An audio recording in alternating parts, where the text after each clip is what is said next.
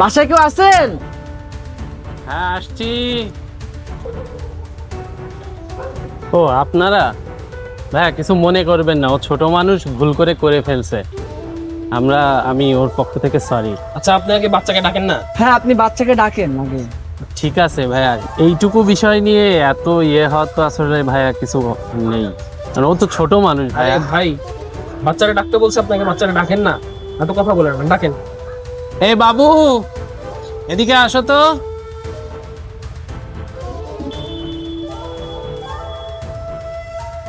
ভাইয়া তখন তো আপনাকে বললাম ভাইয়া সরি, ছোট মানুষ তো বুঝতে পারি না ভাইয়া।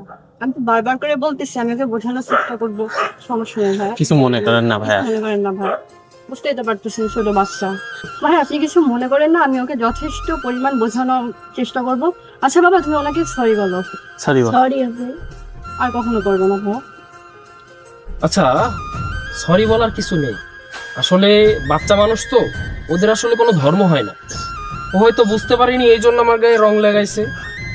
তা আমরা তো কখনো রং খেলিনি, হ্যাঁ। আমরা জানতাম না, এই জন্য আমরা এসেছি বাবুর সাথে একটু রং খেলি।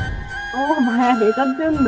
হ্যাঁ, আমরা আসলে এসেছি ওর সাথে একটু রং খেলতে, কারণ আমরা তো কখনো জানি না যে কিভাবে রং খেলতে হয়। তাই এই যে একটু মিষ্টি আনলাম, আপনারা মিষ্টি মুখ করবেন। আর এই যে রংটা বাবাকে একটু মাখাই দাও, ছোট মানুষ, ও বুঝতে পারিনি। Happy Holi. Happy Holi. Happy Holi. Happy Holi.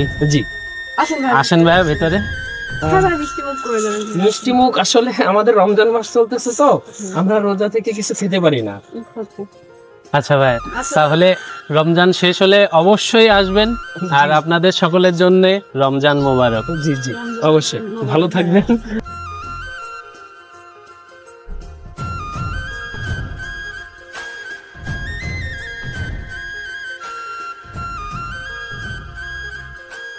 আমরাও চাই এভাবে সম্প্রীতির বাংলাদেশ গড়ে উঠুক। জি আমরা বাঙালিরা সকলেই একে অন্যের ভাই। জি, আমরা ভাই ভাই যদি এক না থাকি, তাহলে কিভাবে আমরা একটি সমৃদ্ধিশীল সোনার বাংলাদেশ গড়ে তুলতে পারবো? অবশ্যই। জি, আসি দাদা, নমস্কার।